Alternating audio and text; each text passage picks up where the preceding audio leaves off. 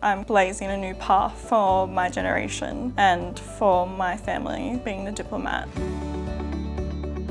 I just really want to challenge myself and live a life that I can look back on and feel proud of. I grew up in Bundjalung country in Tweed Heads. As a Torres Strait Islander woman, really made me feel connected to my culture.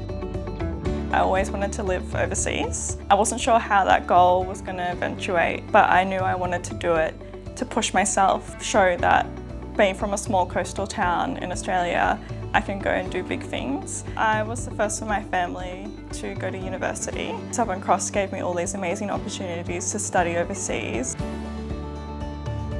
I studied international law at the Czech Republic for about 4 weeks. We went to the United Nations in Vienna. I remember kind of looking around at all the flags and being like, oh, this would be really cool to be a diplomat. So I went back to Southern Cross and we kind of came up with a game plan on how I could make myself competitive. Southern Cross was quite thrilled when I brought up applying for Australian government graduate programs because it was quite a new career path for a law student to go down.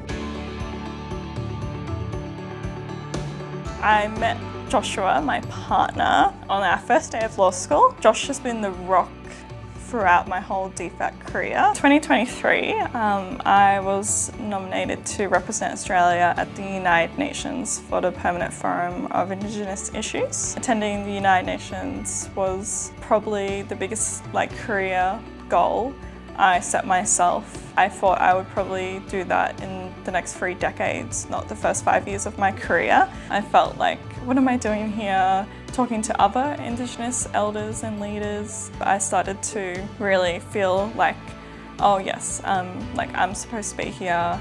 I have a unique perspective as a Torres Strait Islander woman that I can offer. It was honestly such a special moment.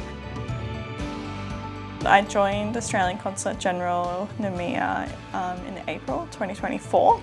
I was immediately redeployed to Papeete in Tahiti to help with a consular crisis. Of course, New Caledonia had some really devastating civil unrest last May. It was really, really intense because not only was I expected to assist hundreds of Australians and foreign nationals to leave New Caledonia, but I also had just moved to the country. We spent the first 6 months of my posting in full 100% mode, just getting through the crisis.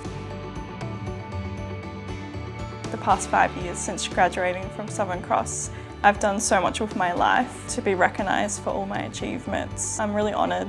Honestly, I'm just really thankful to Southern Cross for giving me a different university experience. It really gives you a sense of how big the world is, but also how big of a part you can play in that world.